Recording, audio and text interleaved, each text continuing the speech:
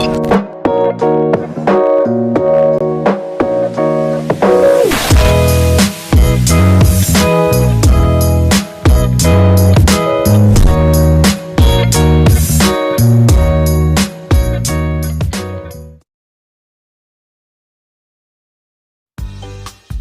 fun-filled morning, grade 8 learners.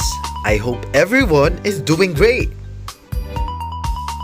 For today's lesson, we are going to discuss about analyzing intention of words or expressions used in propaganda techniques.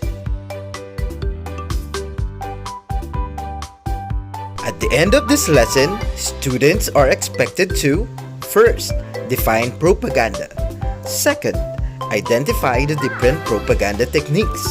And third, analyze the intention of words and expressions used in propaganda techniques. Before moving on with our lesson, let us have first a quick review. A February 2017 poll from Fox News indicates that 68% of Americans think the press has been tougher on Trump than Obama. That same month, Trump tweeted, "The fake news media, failing at Night Times, at NBC News, at ABC, at CBS, at CNN, is not my enemy. It is the enemy of the American people."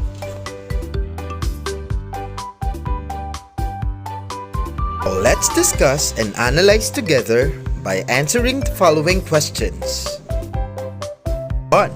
What form of bias is reflected in the text? And 2. What textual elements expose such a bias? You are right. The text reflected a selection bias because the data is selected subjectively. President Trump believes that media possesses a terrible bias against him based on unjustifiable prejudice, which leads them to discriminate against him with unfavorable coverage. He is not the only leader to feel like the media is biased one way or the other. The textual elements exposed the bias are stereotypes. President Trump believes that media possesses a terrible bias against him based on unjustifiable prejudice. And name-calling. Trump tweeted, "The fake news media, failing at Night Times, at NBC News, at ABC, at CBS, at CNN, is not my enemy. It is the enemy of the American people." This time, let's watch a video by visiting the link posted on the screen. After watching the video, complete the term that refers to its type by supplying the missing letters. Be guided by the given clues. Now here are the clues. A form of communication that aims to influence the attitude of a community and further an agenda. May not be objective and may be selectively presenting facts to encourage a particular synthesis or perception. May use loaded language to produce an emotional rather than a rational response to the information that is being presented, intends to make us accept or approve something without looking closely at the evidence. Mostly utilizes emotion and avoids critical thinking. Great job, grade 8 learners! The answer is propaganda. Now let us begin with the discussion proper. Now that we are so much involved with the different media platforms where we are supplied with a lot of information, we should be mindful of what we avail and what we ignore. That is why it is necessary to recognize positive and negative messages that we get from these sets of information. Most of the time, the information that we get from these platforms includes persuasive communication, which involves getting attention, generating interest, and creating a desire for change. Usually, persuasive communication is involved in advertisements, which is important in driving revenue and profit growth for the companies that make them.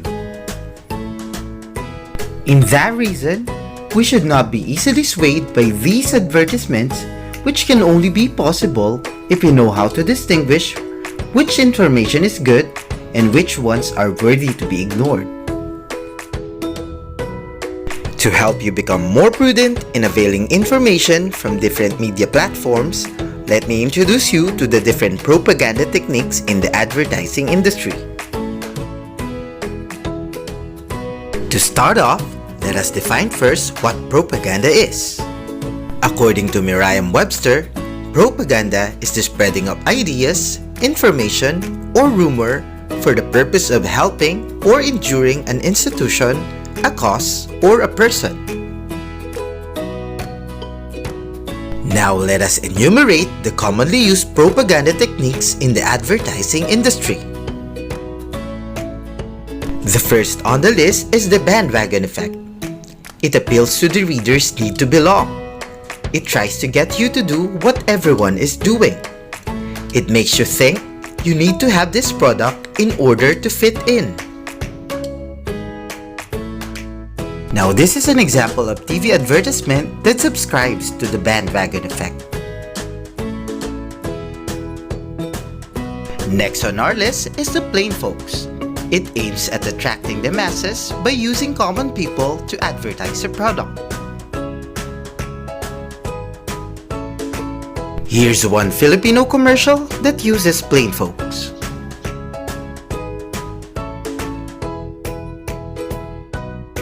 The third propaganda technique is the repetition.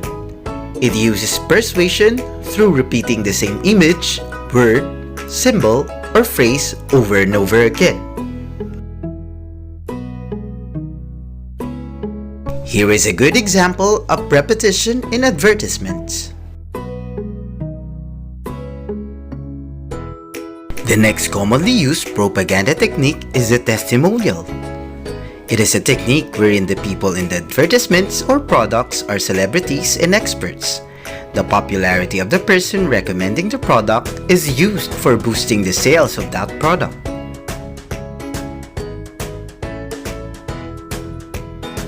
This is a very good example of testimonial in advertisements.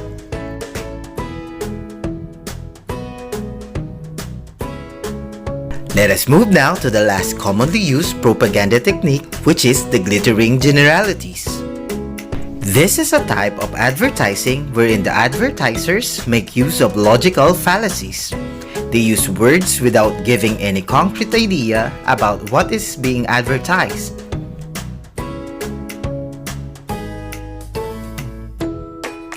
This is a very good example of glittering generalities in advertisements. This time, let's apply what you learned to the following activities. For our first activity, I want you to identify what propaganda techniques are used in the following taglines of these companies.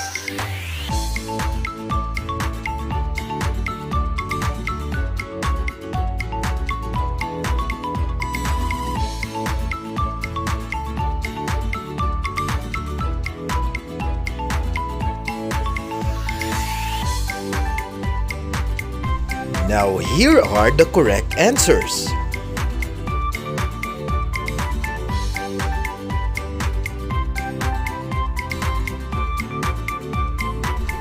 For the second activity, I want you to spot what propaganda techniques are used in the following posters.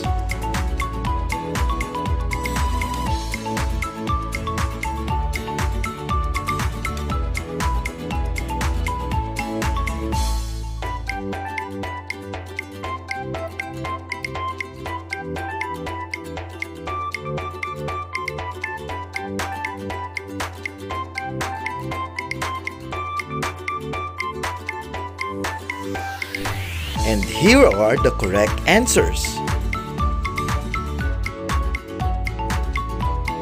This time, I want you to express what you have learned from the lesson by completing each statement. Number 1. Propaganda is. Number 2. The techniques used in propaganda include. And number 3. Such techniques are useful in propaganda because. You've done a great job, grade 8 learners. Let us always remember that propaganda is a form of communication that aims to influence the attitude of a community and further an agenda. The techniques used in propaganda include bandwagon, plain folks appeal, repetition, testimonial, and glittering generalities.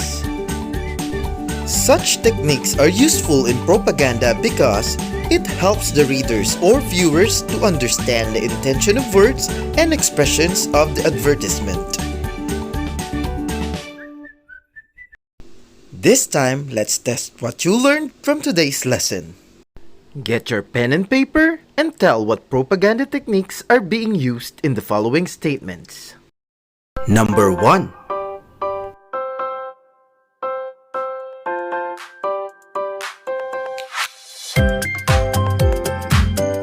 Very good! The answer is testimonial because it uses celebrity endorser.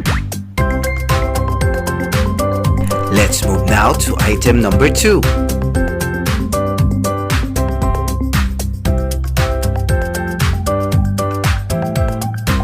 That's great!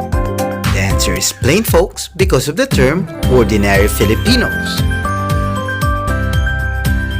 Let us now have the third item.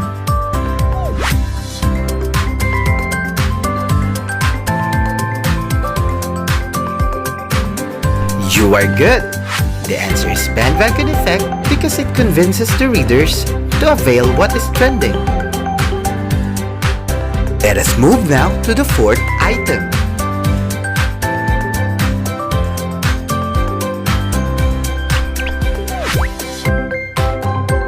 You are doing well! The answer is repetition because of the repetitive word big. Let's move now to the fifth and last item.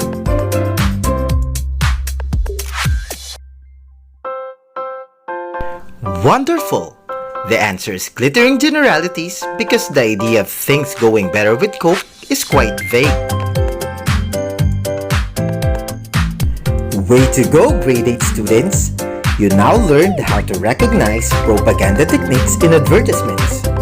This time, you will not get easily swayed only by what you see or read in any media platform. Moreover, this will definitely make you have a keener eye in recognizing the positive and the negative messages conveyed in a text.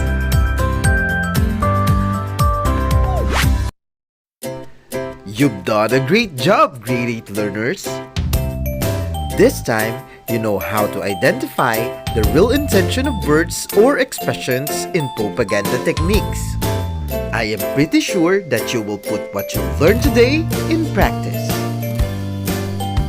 Thank you and see you again in the next episode of Learning English with Sir Paul.